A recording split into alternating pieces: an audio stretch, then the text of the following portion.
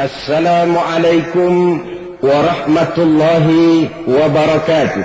Waalaikumsalam warahmatullahi wabarakatuh. Bismillahirrahmanirrahim. Alhamdulillahi rabbil alamin. Wassalatu wassalamu ala ashrafil anbiya'i wal mursalin. Sayyidina wa maulana Muhammadin wa ala alihi wa ashabihil mujahidin at-tahirin, amma ba'du. Saudara-saudara kaum muslimin rahimakumullah, setiap orang dalam kehidupan ini selalu berusaha mencari sesuatu yang bernama bahagia. Setiap hari sejak matahari terbit di sebelah timur, yang disambut dengan kicau murai di dahan dan kokok ayam di kandang, dunia ini penuh dengan berbagai macam kesibukan.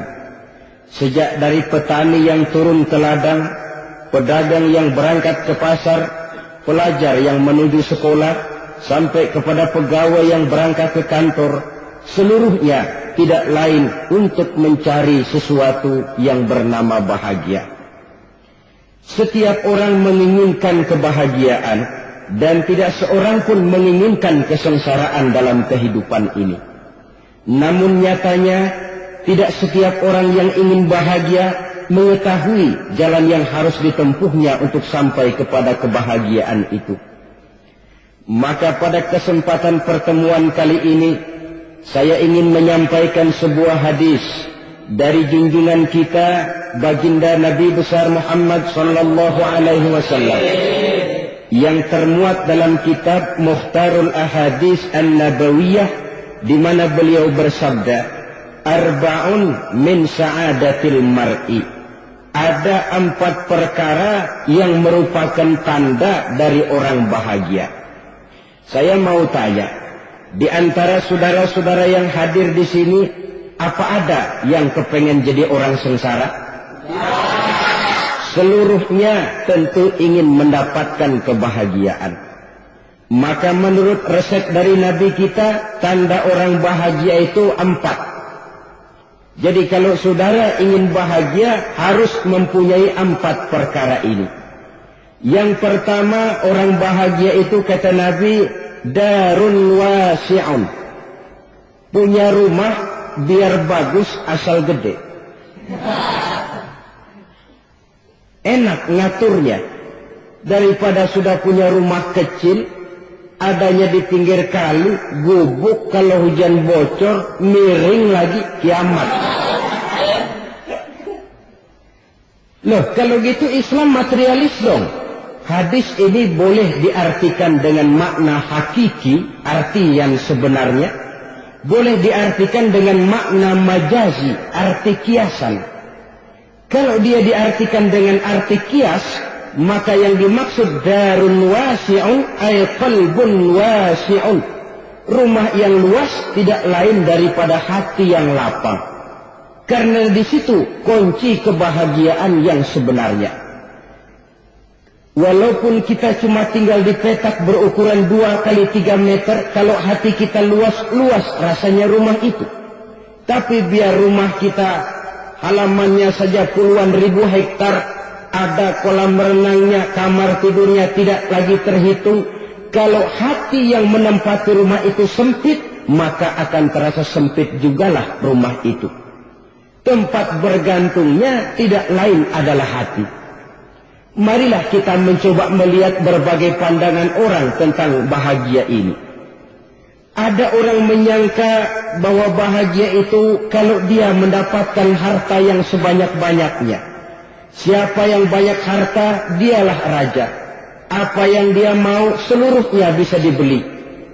Keamanannya, dia bisa menyewa petugas. Seluruh fasilitas untuk menyenangkan kehidupannya bisa dibeli. Pendeknya, hartalah segala-galanya dalam kehidupan.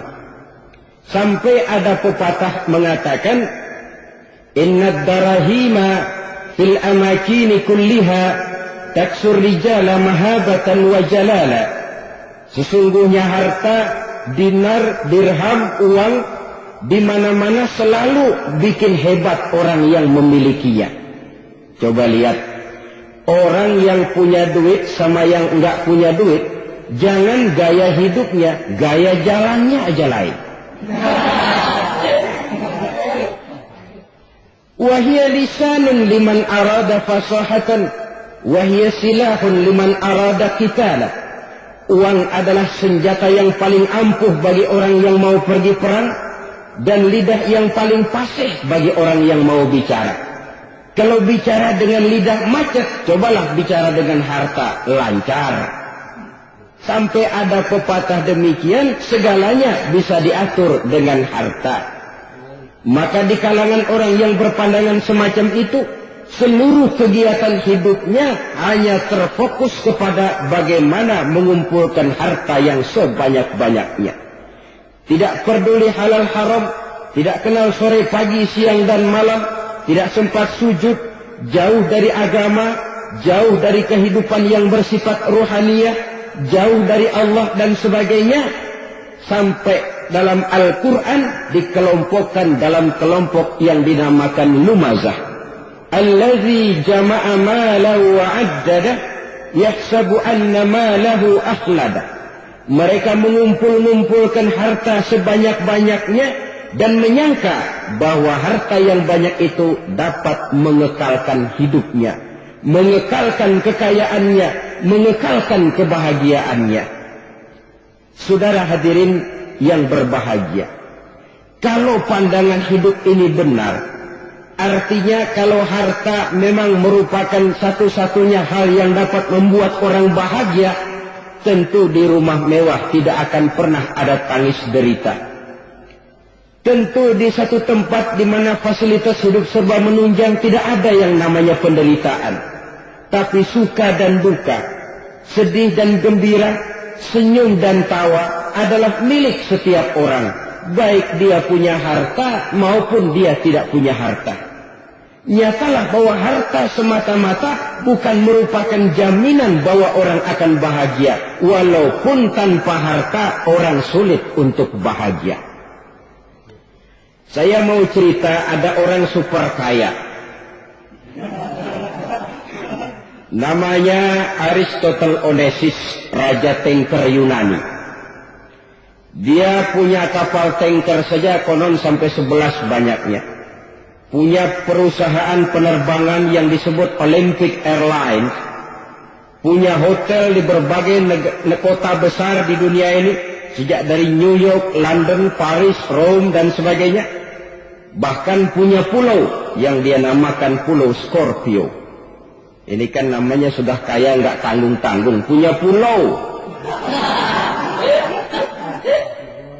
Nah, dia punya 2 orang anak, yang satu laki-laki namanya Alexander, yang satu perempuan namanya Maria Onassis. Seluruh harapannya tertumpah kepada anak lakinya Alexander ini, yang akan meneruskan usahanya, meneruskan kekayaannya, meneruskan dinastinya. Apa yang terjadi? Ternyata anak yang dia harapkan yang bernama Alexander ini mati muda dalam kecelakaan pada waktu dia olahraga. Apa olahraganya? Namanya olahraga anak orang kaya, golongan jet set. Olahraganya olahraga pesawat terbang. Jatuh. Ya, nggak kakungut, habis mati. Tinggal satu anak perempuannya, Maria Onassis. Tapi anak perempuan ini juga malah urakan. Terakhir dia pacaran, bahkan kemudian kawin sama orang Rusia. Rupanya Aristotle Onassis ini broken. Kekayaannya yang berlimpah ruah, perusahaannya yang begitu banyak, siapa yang akan meneruskan? Siapa yang akan menggantikan? Sampai kemudian dia mengurung diri di Pulau Scorpio dan mati di sana secara mengenaskan. Seorang multi-jutawan, seorang yang super kaya, mati menyendiri di pulau sepi. Ibarat kata pepatah, anak ayam mati di lumbung. Bukan kekurangan makanan, keurugan makanan. Begitu kehidupan Aristotle Onassis. Dan banyak orang-orang yang sudah demikian kaya sampai dibingungkan oleh kekayaannya sendiri. Telusurilah kehidupan David Rockefeller misalnya, Henry Ford misalnya, Adnan Khashoggi misalnya, multi jutawan yang kadang-kadang dibuat keder oleh kekayaannya sendiri. Pantas ketika Imam Ali ditawarkan orang, ya Ali, kalau kepadamu disuruh pilih ilmu atau harta, kau pilih mana? Ya jelas pilih ilmu dong. Kenapa? Pertama, ilmu kalau kita berikan kepada orang lain tambah. Tapi harta kalau kita berikan kepada orang lain kurang. Saudara punya uang 10.000, dibagi orang 5.000, jelas uang saudara berkurang. Tapi saudara punya ilmu diberikan kepada orang lain bisa, saudara pun makin mantap. Tidak lantas jadi bodoh karena ngajarin orang. Saudara bisa Fatihah lalu mengajarkan orang Fatihah. Orang bisa, saudara pun makin hafal. Tidak lantas setelah diajarin orang ilmunya hilang. Begitu datang dia minta orang, tolong ajarin saya Fatihah. Udah habis, nggak ada.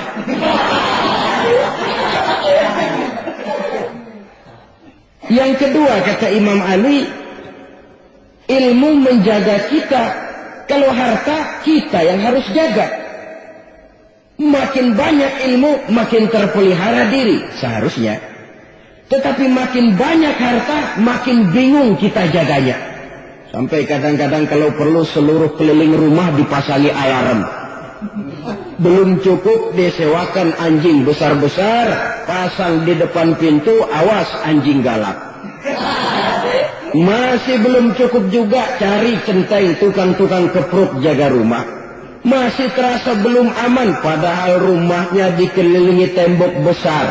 Di balik tembok ada pintu-pintunya tebal. Di balik pintu itu terbuka masuk kamar, kamar pun ada pintunya, pintunya pun kuat. Masuk ke dalam kamar ada lemari, lemarinya pun pintunya kuat, dikunci, kuncinya pun kuat. Tapi terhadap seluruhnya yang timbul cuma sekedar was-was saja. Kesimpulannya sekali lagi, tanpa harta orang memang sulit untuk bahagia. Tapi harta semata-mata tidak merupakan jaminan orang akan bahagia. Dengan hati yang luas, itu modal utama untuk mencapai kebahagiaan hidup. Orang yang hatinya luas, saudara-saudara, punya hati yang lapang, melihat kenyataan hidup ini, dia bersyukur senantiasa kepada Allah. Lantas tidak timbul hasud dan iri hatinya. Oleh karena itu, jiwanya selalu lapang. Kalau tidak, cupik hati namanya. Dangkal pandangan, tidak senang melihat orang lain dapat nikmat, dan itu sering dijadikan contoh.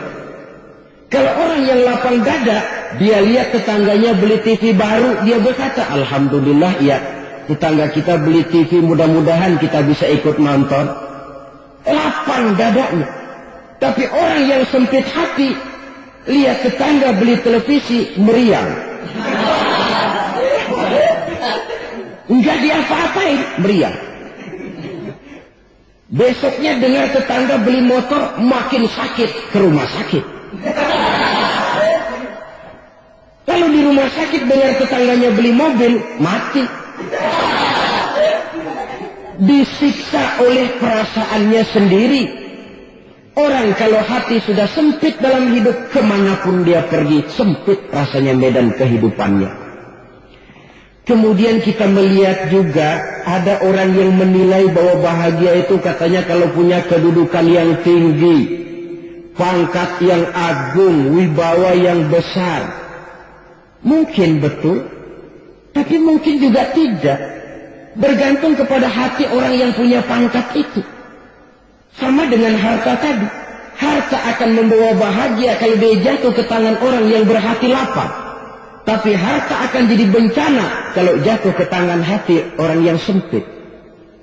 Pangkat akan membawa bahaya kalau jatuh di tangan hati orang yang sempit. Lebih dari itu, kenyataan mengajarkan kepada kita bahwa ternyata pangkat dan jabatan tidak selamanya memberikan kebahagiaan dalam kehidupan. Bahkan resikonya kelewat besar. Beberapa bukti kita bisa ambil dari para pemimpin dunia yang menjadi korban lantaran pangkat dan jabatan yang disandangnya. Saudara ingat Presiden Abraham Lincoln dan John Kennedy dari Amerika dibunuh orang.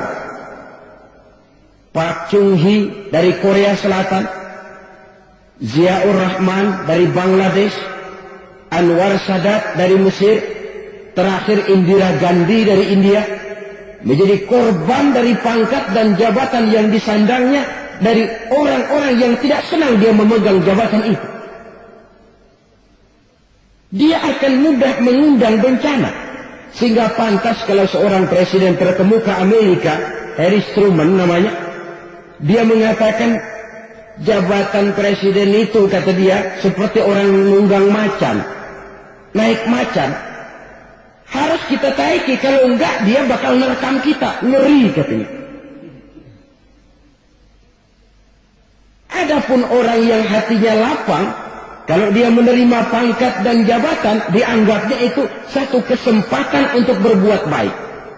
Tapi orang yang berhati sempit, menerima pangkat dan jabatan, bukan kadang-kadang menerima, malah berusaha setengah mati mencapai dengan segala cara. Kalau perlu jilat atas, jilat atas. Jadi golongan sumuhun dawu. Jadi kelompok kulon nuwun, yes sir, yang kerjanya cuma oke bos. Kalau perlu jilat atas, jilat atas. Kalau perlu injak yang bawah, injak yang bawah. Perlu sikut kiri kanan, sikut kiri kanan. Yang penting pangkat dapat, jabatan dapat. Orang yang semacam ini, kalau sudah mempunyai pangkat dan jabatan, biasanya dia tidak menganggap itu sebagai amanah, tidak menganggap sebagai kesempatan berbuat baik, tapi malah kesempatan untuk memperturutkan hawa nafsunya yang dilatar belakangi oleh kesempitan hatinya tadi. Apalagi kalau orang memperoleh pangkat karena banyak mengeluarkan uang, seakan-akan pangkat dan jabatan itu sekarang macam proyek, pakai tender. Siapa yang berani bayar segini naik, nggak berani minggir. Padahal logikanya, kalau orang mencapai satu jabatan karena banyak mengeluarkan uang, hampir bisa dipastikan bahwa setelah jabatan itu dia pegang, langkah pertama yang akan dilakukannya ialah berusaha bagaimana uang yang dia keluarkan supaya kembali. Ya paling kurang pulang modal dulu dong. Soal mikirin rakyat, soal nanti, tapi ini modal harus pulang. Itu celakanya kalau orang memperoleh pangkat dan jabatan cuma karena banyak mengeluarkan uang. Jarang orang yang mempunyai keyakinan dan pandangan bahwa pangkat dan jabatan merupakan amanah. Jadi sekali lagi, pangkat dan jabatan mungkin saja membawa kebahagiaan kalau jatuh ke tangan orang yang berhati lapang. Tapi bisa jadi bencana kalau dia jatuh ke tangan orang yang mempunyai hati yang sempit. Terus lagi-lagi stresnya hati yang lapang. Lalu sebagian orang, saudara, ada yang berpandangan katanya bahagia itu kalau jadi orang terkenal, mempunyai popularitas, menjadi idola di kalangan remaja, di kalangan orang tua, di segala lapisan masyarakat. Padahal makin populer orang, makin terikat dia. Ya kalau macam kita ini kan nggak punya nama, nggak populer, tengah malam buta mau nongkrong di warung Tegal aman. Tapi pangkat, jabatan, kedudukan, popularitas menyebabkan kita diikat dengan berbagai macam peraturan. Cuma mandi sama ke WC saja yang nggak dikawal.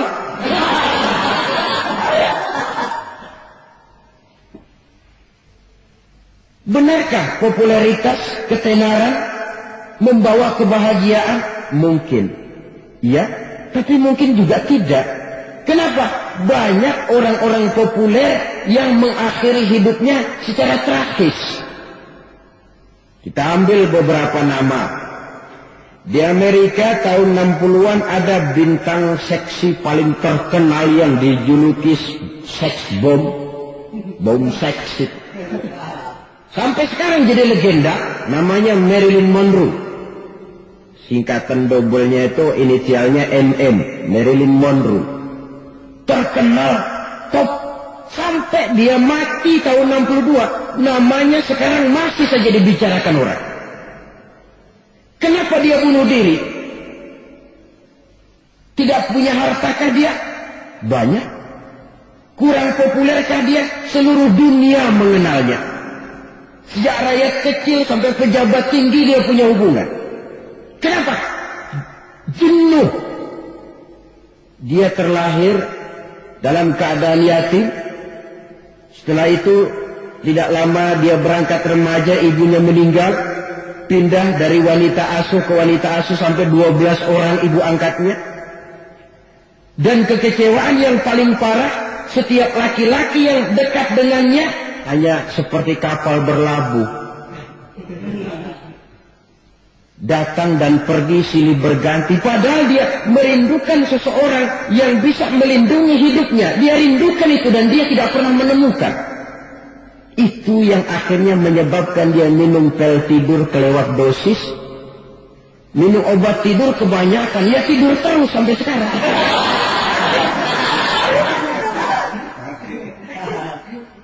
Dia mengakui, saya telah memiliki ketenaran, tapi saya tidak pernah hidup dalam ketenaran itu.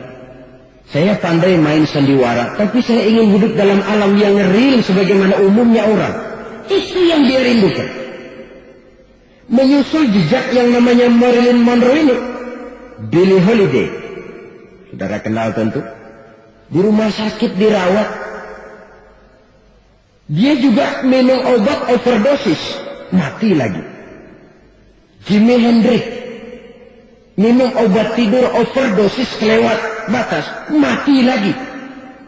Lalu yang menghanyutkan diri di danau, Janis Joplin dan Brian Jones. Ini orang-orang populer, orang-orang terkemuka yang mengakhiri hidup secara tragis. Bukan karena tidak terkenal, mungkin karena sudah saking terkenalnya. Contoh paling belakangan, Bruce Lee. Wah, ini tukang-tukang keprok tentu kenal siapa dia. Sampai sekarang pun tabir kematiannya masih merupakan misteri. Dan yang masih hidup juga menunjukkan gejala yang aneh. Michael Jackson. Rumahnya di Beverly Hills itu dijaga sedemikian rupa. Dan dia selalu curiga kepada setiap makanan. Harus steril, bersih dari segala macam kimia. Kemana dia pergi? Itu tukang-tukang keprok sudah selalu menjaga dan mengawal. Dan dia seakan takut menunjukkan mukanya yang asli. Hingga kalau tampil ke tengah di luar show, dia kadang memakai pakaian yang tidak menunjukkan dia yang sebenarnya. Takut dikenali orang. Ternyata popularitas sering jadi momok yang meracuni kehidupan manusia. Oleh karena itu, benarlah junjungan kita pada saat beliau mengajarkan orang akan bahagia kalau dia mempunyai hati yang lapang. Nah, sekarang masalahnya untuk mendapatkan hati yang lapang caranya bagaimana? Kita kembali kepada konsep Quran. Allah mengajarkan, ala inna bizikrillahi tatmainnul qulub. Ketahuilah bahwa dengan banyak mengingat Allah, hati akan tenang, jiwa akan lapang. Dengan kata lain, dekat dengan agama, merasakan kehadiran Allah dekat dalam hidup. Itu muara pertama untuk mencapai hati yang lapang. Ala inna bizikrillahi tatmainnul qulub. Jangan macam orang sekarang ingin mendapatkan ketenangan lalu tapak di puncak gunung, di gua-gua, di tempat sepi. Iyalah kalau nggak ada ular. Kalau tergigit ular berbisa, ketenangan belum, mati jelas itu. Islam positif. untuk mendapatkan ketenangan. Ala inna bizikrillahi tatma'innul qulub. Bahwa ketahuilah bahwa dengan banyak mengingat Allah, hati akan tenang, jiwa akan lapang, nuansa pikiran akan luas. Karena yang namanya bahagia ada dimanapun manusia berada. Di kampung ada bahagia, di kota ada bahagia. Di ngarai, di lembah, di gunung, di hutan, di lautan, di angkasa luar. Dimanapun bahagia itu ada kalau kita bermodalkan hati yang lapang ini. Dan hati akan lapang kalau kita dekat dengan agama. Dekat dengan harta buat sementara hati mungkin tenang. Tapi ketenangan yang relatif dan temporer. Apalagi orang tiap kali tambah harta, tiap kali tambah rencana. Itu wajar. Mungkin sebelumnya saudara berpikir, kalau punya duit 5.000 enak nih. Begitu punya duit 5.000, aduh sayang kalau 10.000 aja. Tiap kali tambah harta, tiap kali lain rencana. Makin banyak rencana, makin menjauhkan kita dari yang namanya ketenangan. Padahal ketenangan merupakan unsur utama untuk mencapai bahagia. Dan ketenangan itu bermuara dalam hati manusia. Tengoklah kehidupan ini. Orang yang banyak harta dengan orang miskin, berbedakah rasa sakit yang mereka tanggungkan? Rasanya tidak. Walaupun si kaya tidur di kasur empuk berselimutkan sutra mahal, sementara si miskin meringkuk di balai bambu yang keras dan kasar. Apabila maut datang, dia juga tidak pernah pilih bulu. Maut datang menjemput si kaya di singgasana keemasannya, dikelilingi oleh para pengasuh, dayang dan inang serta para pengawal. Dan maut pun datang menjemput si miskin papa sehingga ia tergelepar di tepian jalan. Kedua-duanya bernama mati. Kalau nyata bahwa sakit yang ditanggung si kaya tidak beda dengan sakit yang ditanggung si miskin, bukan harta semata yang membuat orang bahagia. Hati yang tenang, jiwa yang lapang penuh kedamaian. Karena banyak berzikir dan mengingat Allah, itu merupakan modal utama untuk mencapai sesuatu yang bernama bahagia.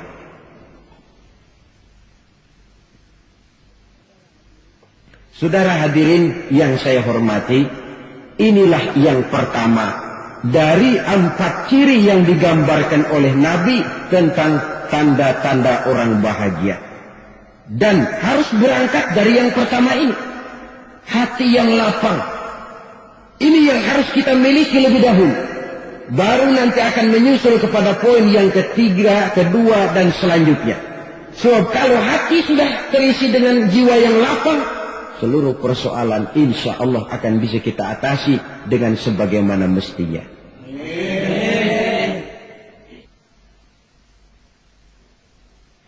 Yang kedua sekarang, tanda orang bahagia menurut baginda Nabi, markabun syariah. Orang bahagia itu, kata beliau, punya kendaraan biar cepat asal lancar. Artinya kemana dia mau pergi mudah. Apa maksud hadis ini? Kalau kita kaji lebih dalam, kendaraan itu kan alat transportasi. Transportasi tidak lain adalah usaha memudahkan komunikasi. Pindah dari situ kepada teori bahwa manusia adalah zon politik, makhluk bermasyarakat yang tidak bisa memenuhi kebutuhan hidupnya secara sendirian. Kita memerlukan keberadaan orang lain dalam kehidupan ini. Untuk memakai baju saja kita sudah perlukan petani yang tanam kapas, pabrik yang memintal kapas jadi benang, pabrik yang menenun benang jadi kain, sampai kepada mesin jahit. Yang kedua sekarang, tanda orang bahagia menurut baginda Nabi, markabun syariah. Orang bahagia itu, kata beliau, punya kendaraan biar cepat asal lancar. Artinya kemana dia mau pergi mudah. Apa maksud hadis ini? Kalau kita kaji lebih dalam, kendaraan itu kan alat transportasi. Transportasi tidak lain adalah usaha memudahkan komunikasi.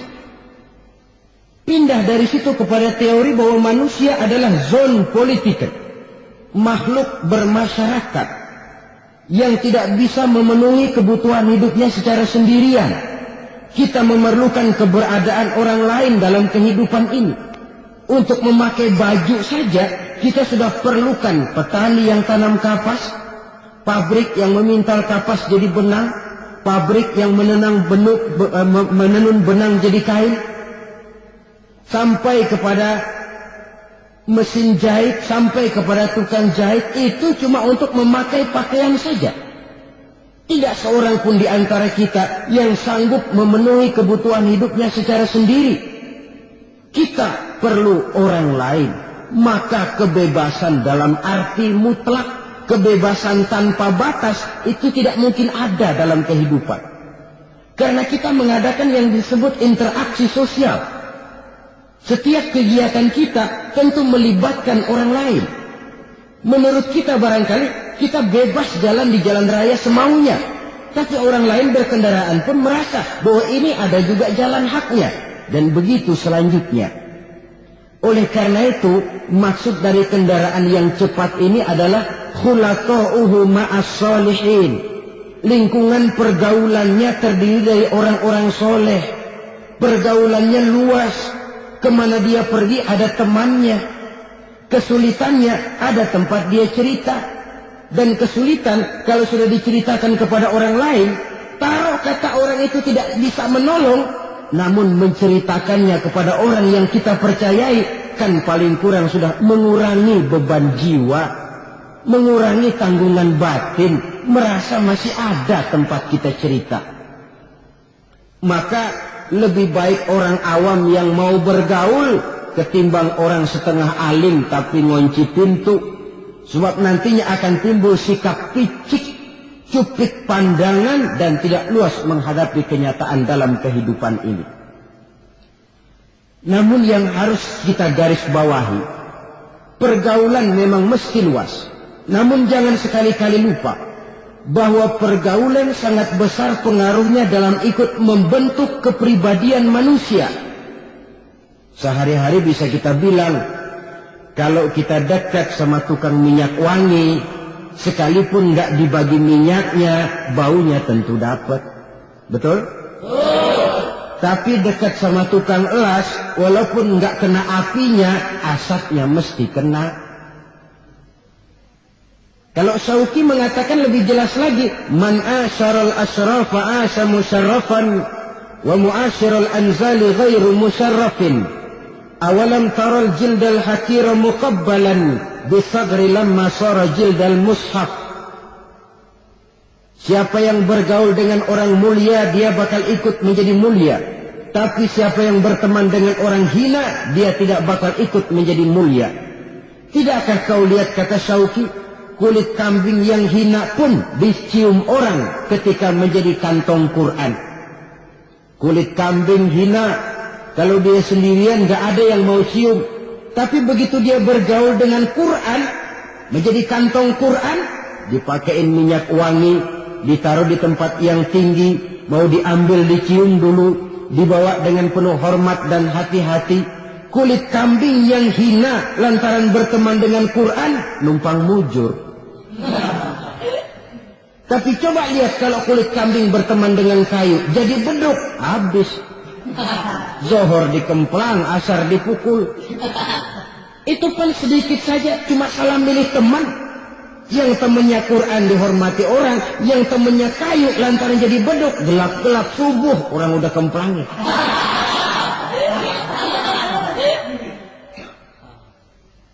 Maka terutama kepada adik-adik remaja yang masih mencari identitas diri, yang ibarat kaset masih kaset kosong, mudah diisi oleh apapun, pandai-pandailah memilih teman dalam bergaul. Karena banyak orang yang tadinya baik-baik, ketika terseret dalam pergaulan dengan orang yang tidak baik, kebaikannya menjadi lentur dan luntur. Tapi berapa banyak bajingan-bajingan tengik, orang-orang yang berlumur noda dan dosa, tiap hari melakukan maksiat, namun bergaul dengan orang yang baik-baik, pada akhirnya sedikit demi sedikit beringsut dan beransur, dia terbiasa mengikuti kebaikan-kebaikan. Saya tekankan ini kepada remaja karena mereka masih mencari identitas diri. Apa yang mereka lihat mereka mau, apa yang mereka dengar mereka ingin tahu. Coba lihat kehidupan remaja. Pulang nonton film Rambo, pengen jadi Rambo, gagah, maunya belekai melulu. Pulang nonton film Superman, pengen bisa terbang. Pulang nonton India, nyanyi melulu. Wajar, mereka masih mencari identitas diri. Saya ini sebenarnya siapa? Lingkungan, pergaulan akan membentuk itu. Karena itu pandai-pandailah bergaul, karena ia sangat besar pengaruhnya dalam ikut membentuk kepribadian manusia. Apalagi sifat yang jelek lebih cepat menularnya ketimbang sifat yang baik. Sifat yang baik, watak yang soleh itu lambat sekali untuk menular. Tapi yang tidak baik, kan prosesnya mah kalau remaja biasanya mula-mula dengar. Karena dengar lalu pengen tahu. Karena pengen tahu lalu ngeliatin. Begitu ngeliatin kan pengen nyobain. Setelah nyobain ketagihan. Nah, ini prosesnya. Yang namanya ganja, morfin, narkotik awalnya kan begitu. Mula-mula dengar. Katanya kalau sudah fly to the sky, sudah melayang ke langit katanya. Disitulah puncak kebahagiaan. Mulanya cuma dengar. Karena dengar, pengen tahu. Karena pengen tahu, lalu ngeliat, kumpul sama orang yang suka ngeganja. Setelah ngeliat, nah pengen ngerasain. Begitu ngerasain, enak juga. Ketagihan.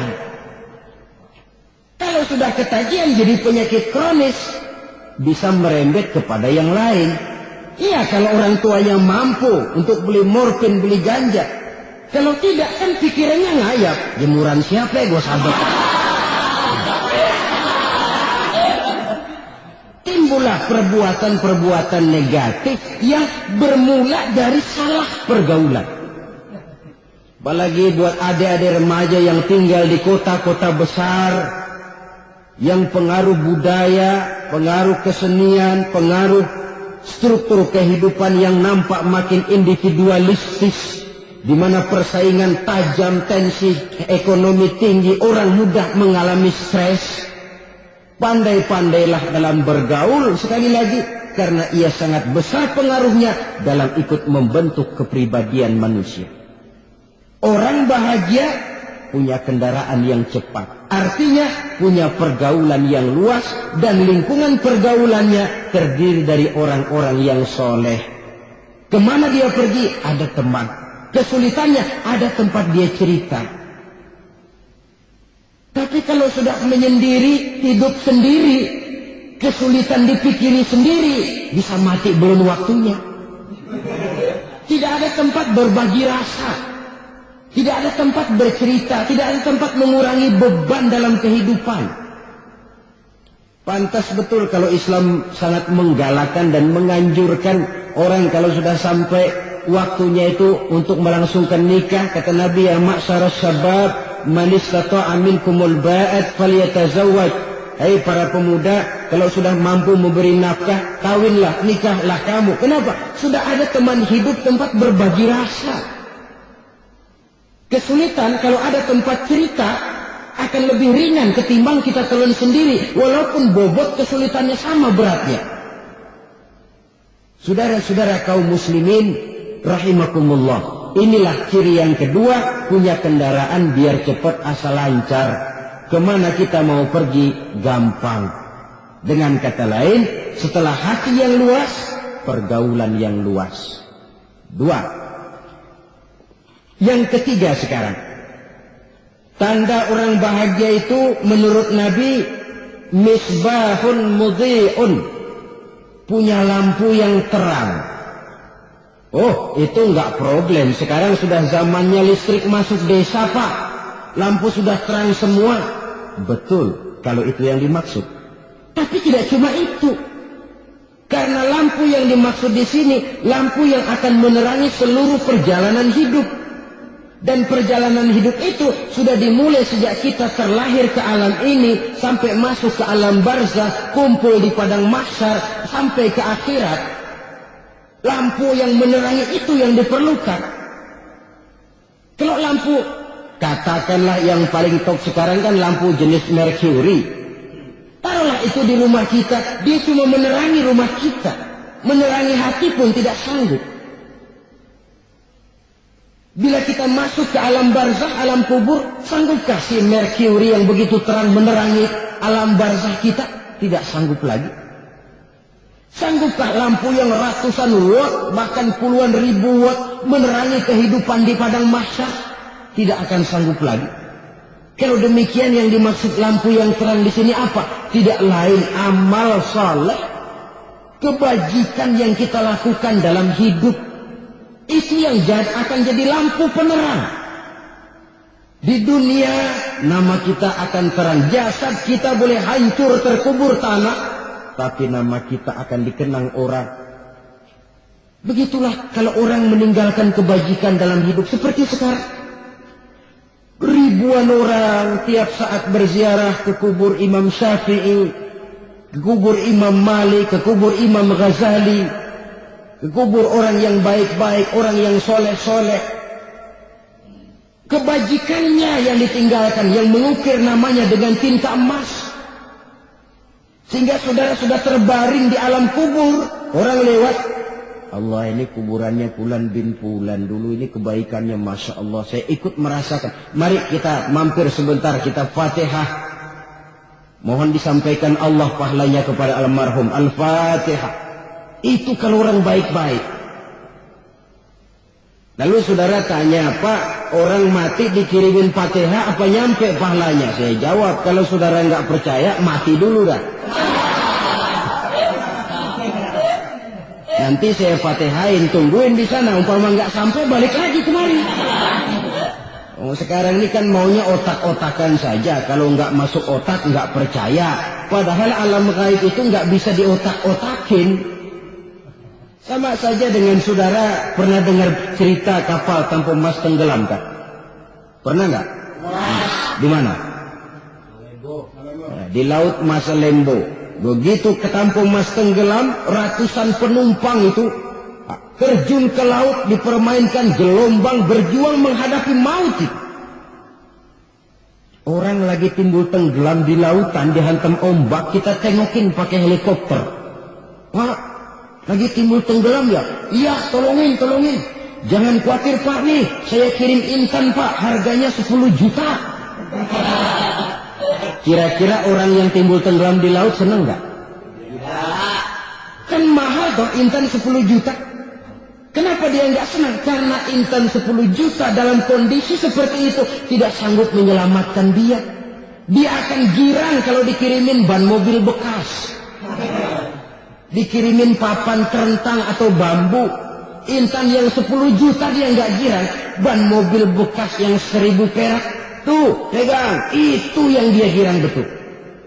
Inilah sebabnya Nabi berkata, mal mayyitu fi qabrihi illa kal ghariqil mutaghawwis. Orang yang meninggal di alam kuburnya seperti orang timbul tenggelam di lautan. Yantaziru da'watan min ahli, menunggu doa dari keluarganya yang masih hidup. Duh, bapak saya sudah meninggal, saya sayang benar sama dia. Kirimin kulkas ke kuburannya Itu sama saja dengan tadi orang tenggelam di lautan dikirimi intan yang harganya 10 juta, tidak sampai. Begitulah kalau kebajikan yang kita tinggalkan dalam hidup, sudah mati pun kubur kita masih diziarahi orang. Tapi kalau jahat yang kita tinggalkan, boro-boro lah orang mau doa lewat dekat kuburan kita juga serem. Tuh bajingan no, dulu mati dipendam di situ tuh. Jangan lewat situ, ntar kesurupan, jangan. Lewat saja orang ngeri. Konon lagi membacakan Fatihah dan mengirimkan doa. Hidup pada hakikatnya adalah kesempatan untuk berbuat baik. Maka sekali kesempatan itu diberikan, manfaatkan dengan sebaiknya. Sebab kesempatan kedua tidak akan pernah ada. Kesempatan berbuat baik di sini, di akhirat sudah pembalasan namanya. Sekali kesempatan itu dicabut, dia tidak akan pernah dikembalikan lagi. Kata Iqbal, hidup tidak mundur ke belakang, Bung. Berhenti diinjak orang, mundur hancur. Tidak ada kata mundur dalam hidup ini. Berhenti diinjak orang, mundur kecebur. Tidak ada kata lain. Harus maju dalam kehidupan, dalam artian yang positif. Hidup adalah kesempatan untuk mengumpulkan kebajikan yang sebanyak-banyaknya. Di situ nilai daripada manusia. Sekarang ini memang nggak kelihatan kok, orang yang banyak pahala sama yang banyak dosa nggak kelihatan kok. Barangkali kalau habis bikin dosa palanya pada benjol, mungkin orang takut sama dosa. Tapi sekarang sama saja, orang yang banyak dosa dengan yang nggak banyak dosa jalan bareng dari belakang sama, nggak kelihatan beda. Tapi ada waktunya di mana pahala memegang peranan, di mana dosa diperlihatkan. Sama saja kalau kita bawa mobil siang, lampu kan nggak begitu berfungsi. Apa lalu bilang, alah ini lampu berat-beratin, copot-copotin aja dah. Tidak perlu begitu. Kenapa? Pada suatu saat malam senja akan datang. Bila matahari terbenam, senja pun datang, gelap mulai merayap, disitulah baru terasa perlunya lampu. Pahala begitu. Sekarang orang yang nggak ada pahalanya nggak kelihatan dalam kehidupan. Tapi pada suatu saat senja kehidupan akan datang. Ajal merenggut nyawa, malam merayap, dan hidup mulai diliputi kegelapan di alam barzakh. Dikala itu kalau nggak punya lampu, alangkah malangnya kita. Sebab amal yang baik, kata Nabi, di alam barzakh itu akan diciptakan menjadi perempuan yang cantik menemani kita. Amal yang jahat akan menjadi orang yang paling jelek nemenin kita. Udah di tempat gelap yang nemenin jelek.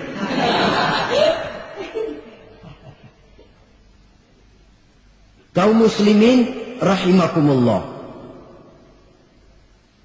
Kalau demikian masalahnya, tergantunglah kita pandai memanfaatkan waktu. Al-waktu kasaif, waktu itu cepat sekali. Yang namanya waktu itu tahu-tahu udah tahun 87. Tahu-tahu udah begitu. Tahu-tahu yang kemarin anak-anak, sekarang udah pada punya anak. Tahu-tahu saja itu. Begitu cepat waktu berlalu. Kalau tidaklah pandai kita memanfaatkannya, akan rugi kita. Nabi bersabda, "Man kana yaumuhu khairun min amsihi fahuwa rabih." Barang siapa yang hari ini lebih baik daripada hari kemarin, itu orang untung. Hari ini lebih baik daripada kemarin. Bulan ini lebih baik dari bulan kemarin. Tahun ini lebih baik dari tahun kemarin. Itu orang yang beruntung. Tahun kemarin sembahyangnya maghrib doang, sekarang udah tambah isya. Tahun kemarin cuma Idul Fitri aja ngancem bener. Sekarang udah tambah Jumat. Lalu tambah lagi maghrib, tambah lagi isya, dan selanjutnya. Hari ini lebih baik daripada kemarin. Itu orang yang beruntung. Wa man kana yaumuhu mislu amsihi fahuwa khasir. Lalu barang siapa yang hari ini sama saja dengan hari kemarin, itu orang rugi. Hari ini sama dengan kemarin, rugi itu. Bulan ini begitu, bulan kemarin begitu. Tahun ini begitu, tahun lalu juga begitu. Rugi itu orang. Rugi apa? Rugi umur. Umur tambah, amalan nggak pernah tambah. Dan saya pikir lebih merupakan azab ketimbang nikmat kalau orang dikasih panjang umur cuma untuk numpuk dosa. Mending mana? Panjang umur banyak dosa sama pendek umur dikit dosa. Mending mana? Mending mana? Ya, paling mending tentu panjang umur banyak pahala. Tapi Tapi kalau tidak, sekali lagi, lebih merupakan azab ketimbang nikmat kalau orang diberikan panjang umur tapi cuma untuk sekedar menumpuk dosa. Kehilangan kesadaran bahwa dunia bukan terminal akhir dari suatu perjalanan. Dia cuma halte di mana kita berhenti sebentar untuk menuju kepada terminal yang hakiki. Saudara-saudara kaum muslimin rahimakumullah. Inilah lampu yang akan menerangi kehidupan. Amal yang kita lakukan di dalam kehidupan. Jadi yang dimaksud dengan lampu yang terang, kebajikan yang kita kerjakan dalam hidup. Nah, setiap orang di awal tadi saya bilang ingin bahagia. Bahagia itu kan hakikatnya kumpulan senang dan selamat. Senang, selamat. Apa bedanya? Senang tapi tidak selamat, nggak bahagia. Selamat tapi nggak senang, nggak bahagia orang. Contoh, kalau orang korupsi, duitnya banyak, senang dia, tapi keselamatannya. Ada tentara baris di samping rumahnya udah bingung, padahal tentara latihan. Tentara cuma latihan dia bingung. Senang, tapi karena keselamatannya tidak terjamin, dia tidak bahagia. Sebaliknya pegawai negeri jujur benar cuma segaji-gajinya, selamat nggak korupsi tapi melarat, ya nggak bahagia juga, kurang senang. Kesenangan dan keselamatan untuk dunia saja, ya sekali lagi, kalau cuma sekedar untuk dunia saja bisa dibeli pakai uang, bisa dibeli pakai uang. Saudara ingin selamat bisa dibeli pakai uang, saudara ingin senang bisa dibeli dengan uang. Tapi setelah mati masuk ke alam barzah, habis kekuasaan uang. Nggak bisa lagi beli keselamatan pakai uang. Tidak mungkin lagi membeli kesenangan dengan uang. Di situ pahala yang megang peranan. Makin banyak pahala, makin banyak saham untuk membeli kesenangan dan keselamatan untuk memperoleh yang namanya bahagia.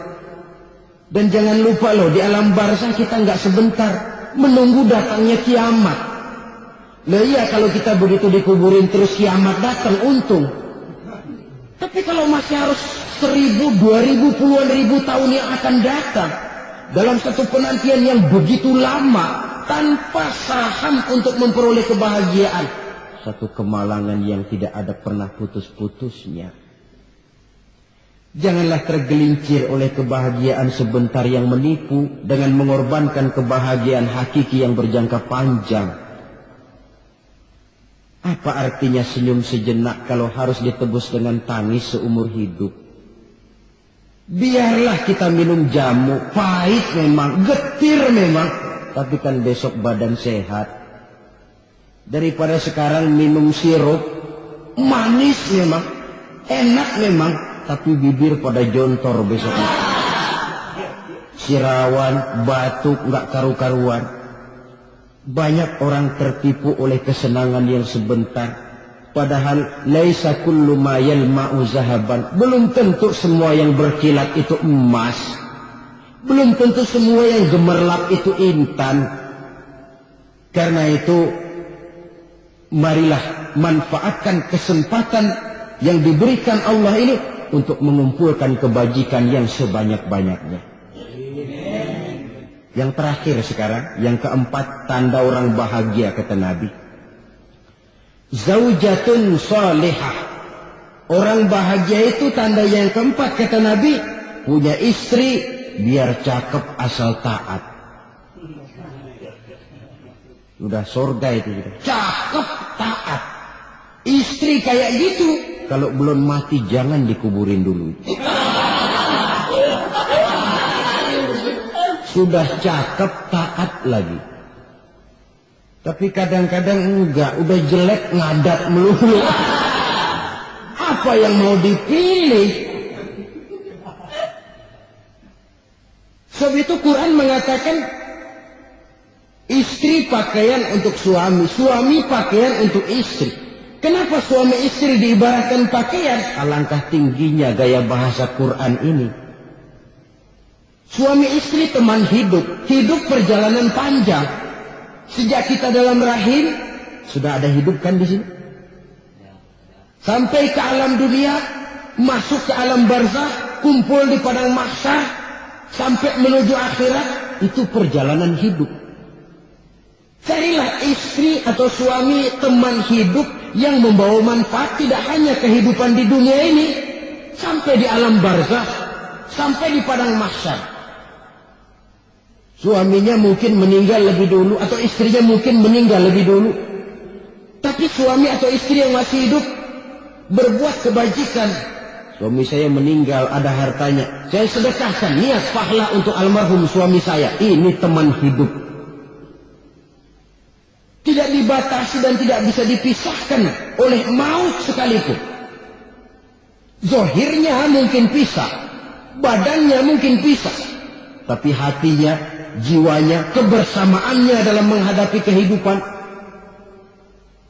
Karena itu, saudara-saudara, bahasa Quran indah. Suami istri diibaratkan seperti pakaian. Apa fungsi pakaian? Pertama, pakaian jadi kebanggaan. Artinya, suami harus menjadi kebanggaan istri, istri harus jadi kebanggaan suami.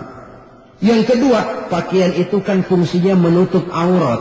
Artinya, sesama suami istri harus saling menjaga kekurangan masing-masing.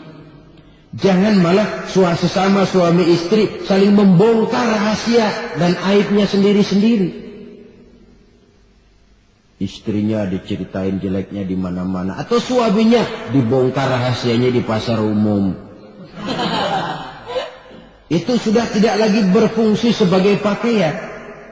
Kenapa semua ini diperlukan? Karena kita menyadari bangsa yang baik terdiri dari masyarakat yang baik.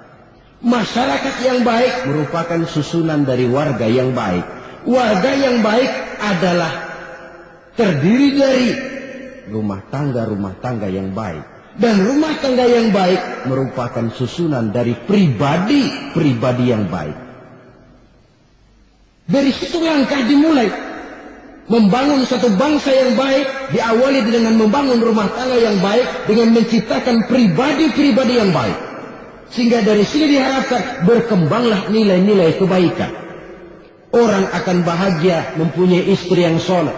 Kenapa? Tidak ada seorang suami bisa sukses jadi apapun dia. Apapun profesinya.